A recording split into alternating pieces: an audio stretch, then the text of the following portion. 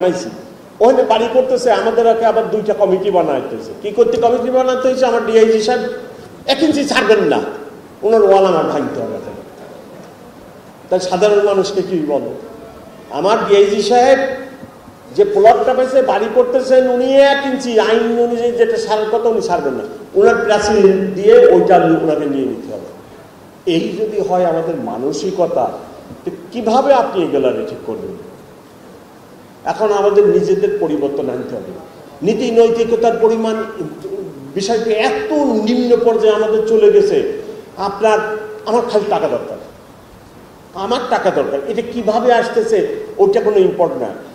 Drug বেঁচে আসতেছে, না জুয়া খেলে আসতেছে, না দুর্নীতি করে আসতেছে, দ্যাট ডাজ নট ম্যাটার। যে কোনো উপায়ে আমার টাকা দরকার। এই কোন এক সমাজে আমরা চলে গেলাম? নীতি নৈতিকতা এইরকম একটা লেভেলে চলে গেছে।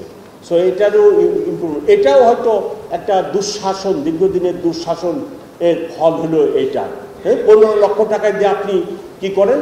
15 লক্ষ টাকা দিয়ে আপনি কুরবানির ছাগল কিনে আনেন। আমি এই বাসায় বাস করি, আমি একজন সরকারি কর্মকর্তা, আমার ছেলে 15 লক্ষ টাকা দিয়ে ছাগল কিনে আনবে। আমি একটিবার ভাবি না যে ওই আমার প্রতিবেশী কি ভাবতেছে যে আমি 70,000 টাকা বেতনের চাকরি করি আর আমি 15 লক্ষ টাকা দিয়ে আমার ছেলে ছাগল কিনে চলে যাচ্ছি। এগুলোকে আপনি কোথায় যাবেন বলেন? যাওয়ার একটা জায়গা দেখান আমার, যে আমি ওখানে যাই। এই হলো আমাদের দেশের নীতি নৈতিকতার অবস্থান। মানুষের বিসিএস পাস করে আপনার ইউনিভার্সিটি থেকে যারা ফার্স্ট ক্লাস ফার্স্ট হচ্ছে, আগে তারা টিচার হতো। টিচার কি হবে রে বাবা তুমি? আমি টিচার, হয় ইউনিভার্সিটি টিচার হবে, না কলেজের টিচার হবে, না স্কুলের টিচার হতো। এখন কি আমি কাস্টমস, আমি ট্যাক্স, আমি পুলিশ, এইগুলো হবে। কি কারণ? আপনারা তো সহজেই বুঝতেছেন কারণ। তো এই মেন্টালিটি যদি হয়, তাহলে আপনি আমাকে বলেন এই সামাজিক পরিবর্তনটা কে আনবে? তবে আমার পার্সোনাল ওপিনিয়ন, ব্যক্তিগত ওপিনিয়ন, এই পরিবর্তন আনতে হবে পলিটিশিয়ানদের।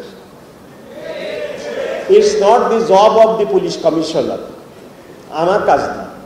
এই কাজ পলিটিশিয়ানদের। ওনারা কিভাবে এইসব পরিবর্তন আনবেন, ওনারা মাথা ঘামান।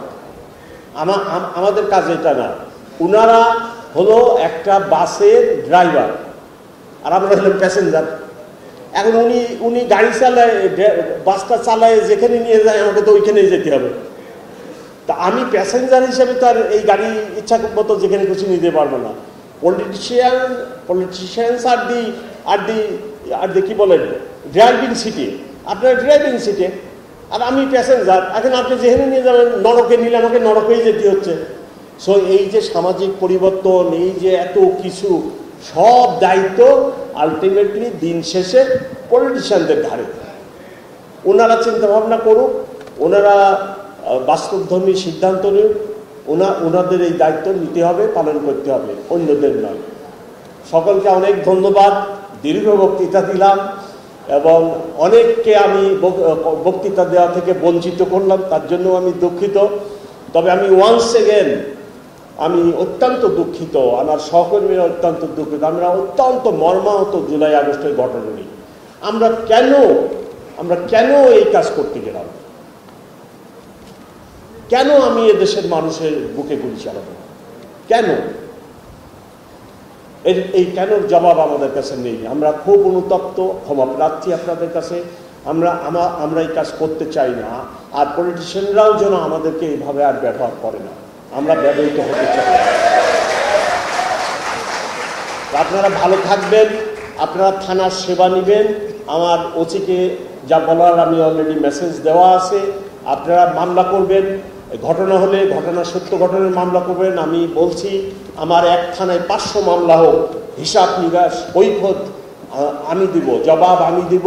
কিন্তু কোনো লোক ঘটনা হয়েছে কিন্তু ওসি মামলা নিবে না, এই ঘটনা করবে না। 500 মামলাই করবে, কোনো সমস্যা নেই।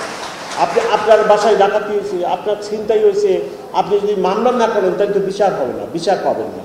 সব মামলা নিয়ে আর চিন্তা করবেন না। আমি ওসি সাহেবদেরকে ক্লিয়ারলি বলছি, আমার এক থানায় 500 মামলা হোক, আপনারা নিয়ে ওটা